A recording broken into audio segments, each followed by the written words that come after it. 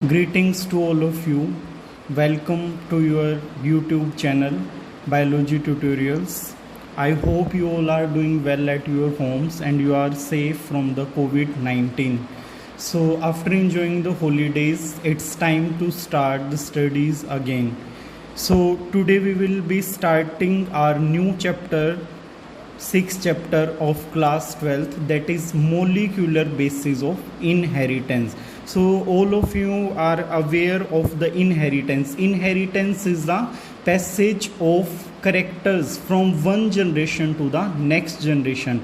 एक जनरेशन से जो गुण हैं वो दूसरी जनरेशन में ट्रांसफ़र होते हैं, जो ट्रेट्स हैं हमारे पेरेंट्स से हमारे मैच होते हैं, उस प्रोसेस को हम इनहेरिटेंस बोलते हैं. So what is the objective of this chapter? इसका ऑब्जेक्टिव क्या रहेगा कि आपको अंडरस्टैंड करवाना कि जो पैटर्न है, इनहेरिटेंस का पैटर्न है, ट्रांसफ़र ऑफ ट्रेट का पैटर्न है, वो क्या होता है, किसकी हेल्प से होता है और किस प्रकार से क्या प्रोसेस है कि वो जनरेशन आफ्टर जनरेशन कंटिन्यू रहता है. उसके अंदर कौन सा सब्सटेंस पार्टिसिपेट करता है और उस सब्सटेंस की क्या प्रॉपर्टी होती है, उसके क्या बेनिफिट हैं, वो सब हम इस चैप्टर में पढ़ेंगे. So let's start the new chapter, that is molecular basis of inheritance. So first of all, the reason for the inheritances are genetic material. So we will be discussing the characteristic of genetic material which will pass the trait from one generation to the another generation. So first characteristic of the genetic material is that it should be able to replicate means it should be able to duplicate itself. जब ये एक copy से दूसरी copy बनाएगा तभी वो copy next generation में transfer होगी. So it should be able to replicate. Stable mutations should be there. What is mutation? Mutation is the sudden change in the genetic makeup of an organism. किसी organism के genetic material में एकदम से जो change हो जाता है उसको हम mutation बोलते हैं. So mutations are mostly harmful. ज़्यादातर ये harmful होती है, but some mutations are beneficial. तो वो उस तरह की mutation यहाँ पे आनी चाहिए और वो mutations क्या है, स्टेबल होनी चाहिए. एकदम से ये नहीं है कि ड्रास्टिक चेंज कर दें और उसको डैमेज कर दें जेनेटिक मटेरियल को. Stable mutation step by step होनी चाहिए. तो वो इसका सेकंड कैरेक्टरिस्टिक है. Third characteristic is that mutation should be inheritable transferable, कि एक जनरेशन से नेक्स्ट जनरेशन में वो ट्रांसफ़र हो पाए. अगर ट्रांसफ़र नहीं होगी तो जो चेंज आया है मुटेशन के थ्रू जेनेटिक मटेरियल में, बेनिफिशियल जो चेंज है वो नेक्स्ट जनरेशन में पास ऑन नहीं होगा. और पास ऑन नहीं होगा तो जो इंडिविजुअल है हमारा पेरेंट इंडिविजुअल, उसकी डेथ के साथ ही वो ख़त्म हो जाएगा. सो इट शुड बी इनहेरिटेबल, ताकि वो बेनिफिशियल जो आपकी मुटेशन है या करेक्टरिस्टिक है, ट्रेट है, वो नेक्स्ट जनरेशन में हम पास ऑन कर पाएँ. Next is should be able to translate the information by transcription. अब अगर आपको ना पता हो तो मैं बता दूं, हमारी बॉडी के अंदर जितने भी एक्सप्रेशंस आ रहे हैं, सपोज आपका हेयर का पैटर्न है, हेयर कलर है, हेयर का टेक्सचर है, आई कलर है, ईयर की शेप है, नोज़ की शेप है, आपकी लिप्स की शेप है, तो इस तरह के जितने भी ट्रेट्स आपकी बॉडी में हेड टू टो, वो क्या है, those are expressed by the proteins. अब क्या होता है, डीएनए बनाता है, दैट इज रेप्लिकेशन. डीएनए से आरएनए बन रहा है, दैट इज ट्रांसक्रिप्शन. और उस आरएनए से फिर प्रोटीन बनता है, that is known as translation. तो ये मोलिकुलर हाइड्रोडोग्मा है. इसके अंदर क्या होता है, आपका डीएनए टू आरएनए, आरएनए से प्रोटीन बनता है और वही प्रोटीन एक्सप्रेशन की फॉर्म में हम बोल देते हैं ना कि इसके पेरेंट्स के जैसी इसकी नोज़ है, या इसकी मदर से ज़्यादा मैच होती है या फादर से ज़्यादा मैच होती है. वो किस वजह से, क्योंकि वहाँ से जीन आया है और वो जीन जैसा प्रोटीन बनाएगा, जिस शेप में बनाएगा, वही शेप हमारे अंदर अपीयर होगी. So that material should be translate the information by the process of transcription. So these were the some characteristic of our genetic material. So our genetic material is of two type, means one individual will be having one kind of genetic material, that could be DNA, that could be RNA.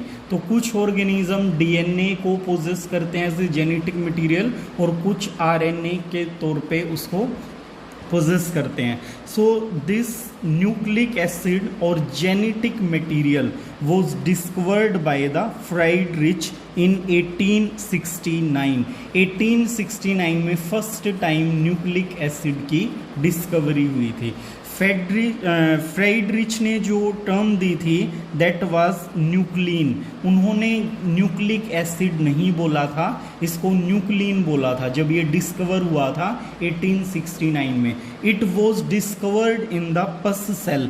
कोई आपको damage हो गया है या आपको कोई acne वगैरह हो गया है, वहाँ पे जो पस बन जाता है उस पस सेल के अंदर first time genetic material discover किया गया था. इसके बाद एल्टमैन आए, उन्होंने क्या किया, इस जेनेटिक मटेरियल को term the nucleic acid in 1889. उसकी डिस्कवरी के 20 साल बाद इसको नाम मिला nucleic acid. So what nucleic acid are made up of. अब न्यूक्लिक एसिड हमने समझ लिया कि हमारा जेनेटिक मटेरियल है. जेनेटिक मटेरियल की प्रॉपर्टीज़ हमने डिस्कस कर ली.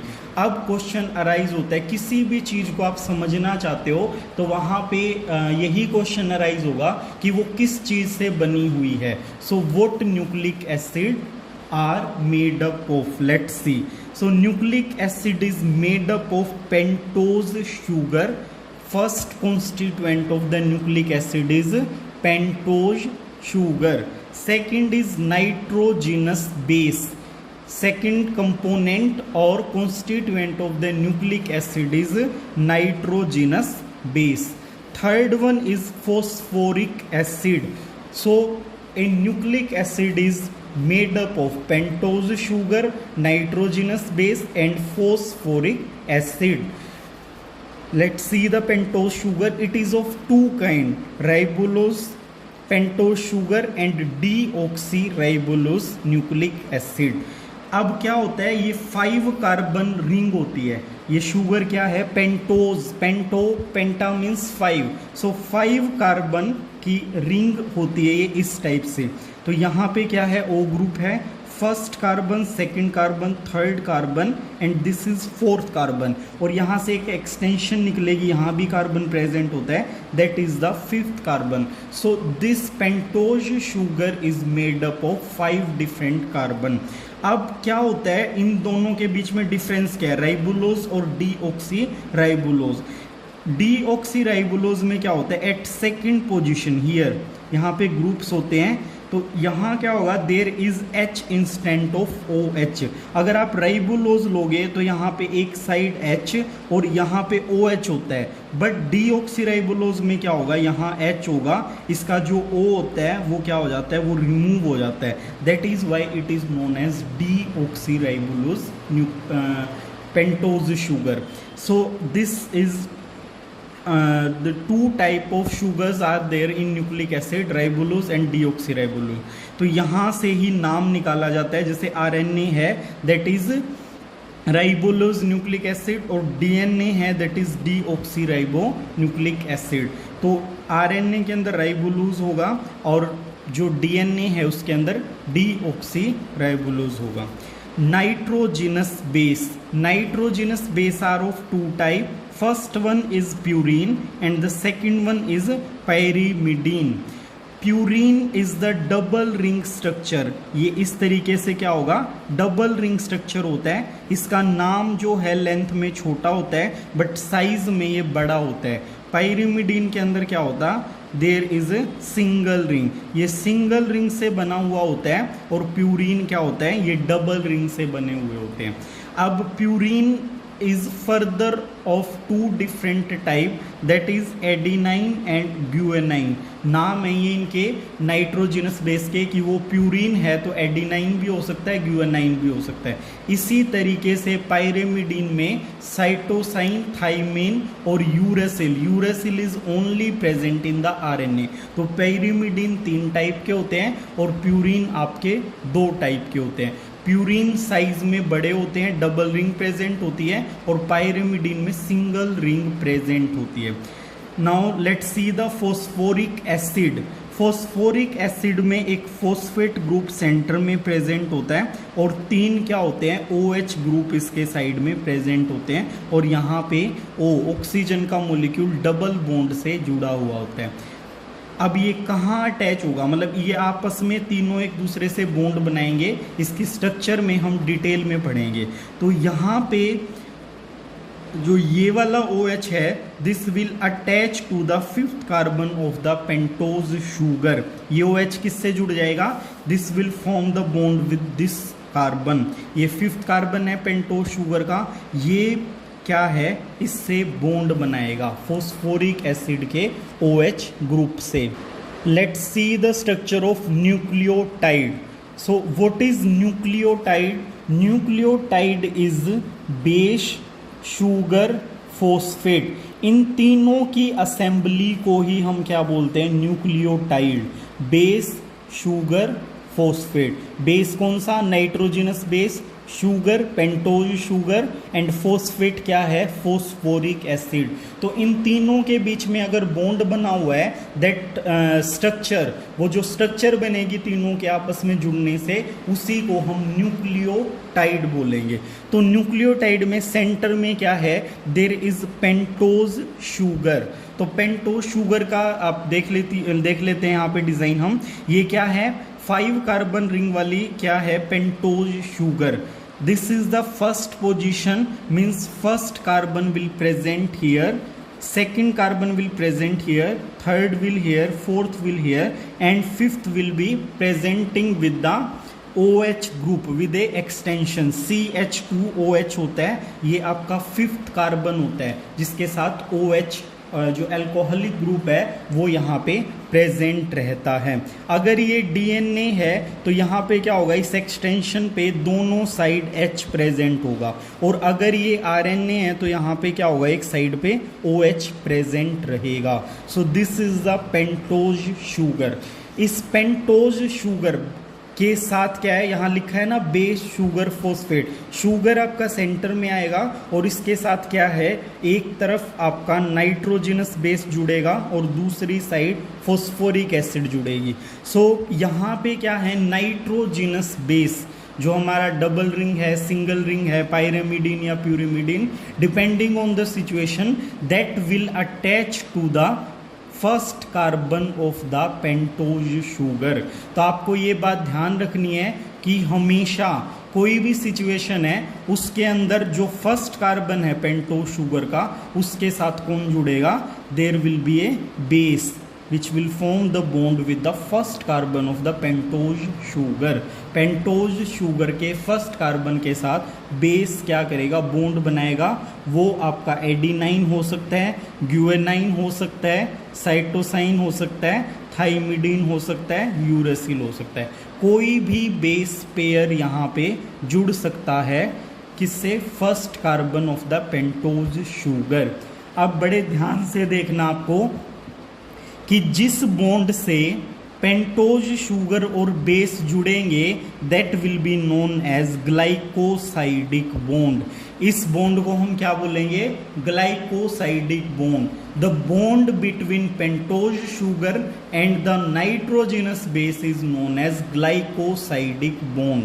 आई hope you are getting this. The bond between the pentose sugar and nitrogenous base is known as glycosidic bond.